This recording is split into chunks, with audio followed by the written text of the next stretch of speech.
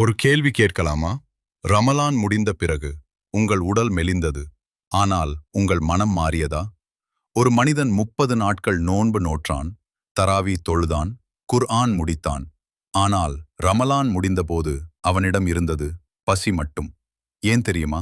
அவன் வயிற்றை கட்டுப்படுத்தினான், ஆனால் அவன் நாக்கை கட்டுப்படுத்தவில்லை. நபி ஸல்லல்லாஹு அலைஹி வஸல்லம் கூறினார்கள், நோன்பு ஒரு கவசம். கவசம் உங்களை காக்கும். ஆனால் நீங்கள் அதில் ஓட்டை போட்டால்? ஒருவர் சொல்கிறார், அவனைப் பற்றி கேள்விப்பட்டீர்களா? அடுத்த 10 நிமிடம் இல்லாத ஒருவரின் மரியாதை அறுக்கப்படுகிறது. அல்லாஹ் கேட்கிறான், உங்களில் ஒருவர் தன் இறந்த சகோதரனின் மாம்சத்தை புசிக்க விரும்புவானா? குர்ஆன் 49:12. நபி ஸல்லல்லாஹு அலைஹி வஸல்லம் எச்சரித்தார்கள், ஒரு மனிதன் யோசிக்காமல் ஒரு வார்த்தை பேசுவான், அதனால் அவன் நரகத்தில் தொலைதூரம் விழுவான்.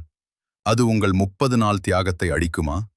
மேலும் நபி ஸல்லல்லாஹு அலைஹி வஸல்லம் கூறினார்கள், பல நோன்பாளிகள், அவர்களுக்கு பசி, தாகம் தவிர எதுவும் இல்லை.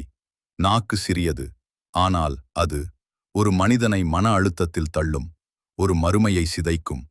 ஆனால் அதே நாக்கு அஸ்தக்பிருல்லாஹ் சொல்லலாம், அல்ஹம்துலில்லாஹ் சொல்லலாம், யா அல்லாஹ் என்று அழலாம். தேர்வு உங்களுடையது. இன்று முதல் கோபம் வந்தால் மௌனம், பேச வேண்டும் என்று தோன்றினால் சிந்தனை, தினமும் 100 முறை இஸ்திக்பார்.